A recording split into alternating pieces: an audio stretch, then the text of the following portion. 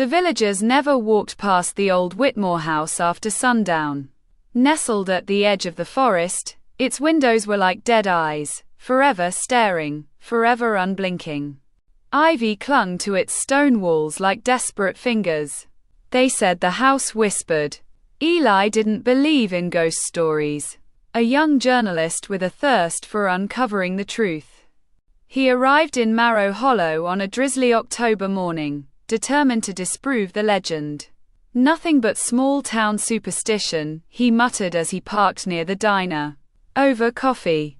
He questioned the locals. Eyes dropped. Conversations stopped. Finally, old Mrs. Granger, with a tremble in her voice, said, "That house remembers. It listens.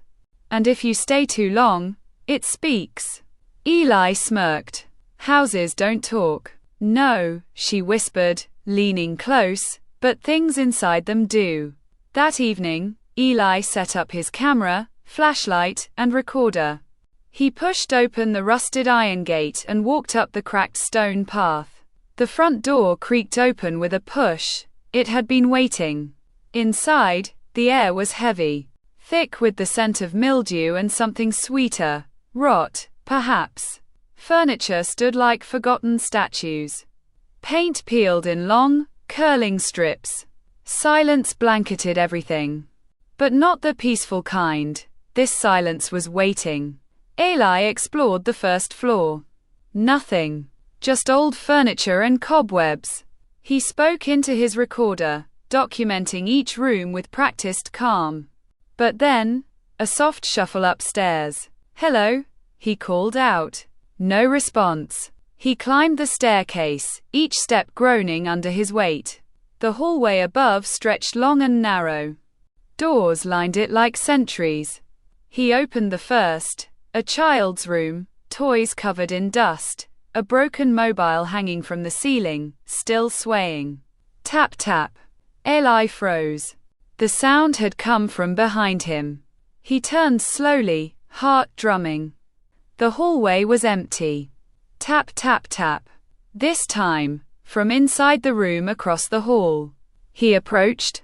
The door was closed. Its handle cold and sticky. He pushed it open. Empty. Just a small, decaying study, lined with books warped by time. A desk stood in the center.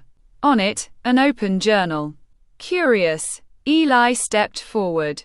The page was blank, until ink began to spill across it, slowly, as though written by an invisible hand.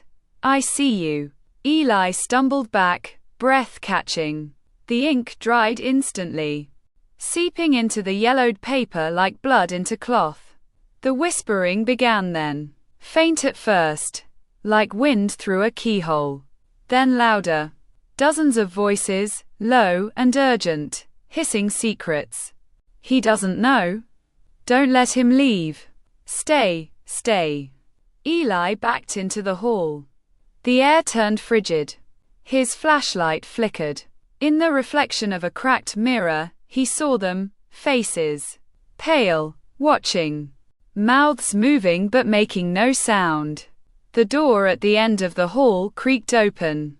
Drawn by something he didn't understand, Eli moved toward it.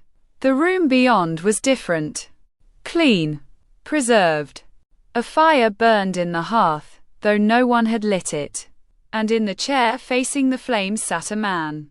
Eli approached, slow, trembling. "Hello?"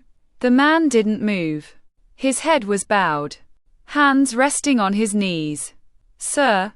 Eli touched the man's shoulder. The head rolled back. Empty sockets stared upward. Mouth gaped wide, whispering without sound. Flesh pale and waxy. Dead for years. The whispers exploded into a cacophony. "Join us. Stay. Listen." Eli turned to run, but the door slammed shut. The walls closed in, pulsing like lungs. He screamed, banging on the door. Begging. Then, silence. The house settled. The next morning, the Whitmore house was still. Birds chirped nearby, oblivious. Mrs. Granger passed by on her morning walk, eyes cast downward. Another one, a boy asked, riding beside her on his bike. She nodded. They never listen. Through the cracked upstairs window, if you looked closely, you could see a flicker of movement. A new face in the mirror. Eyes wide, mouth open. Whispering.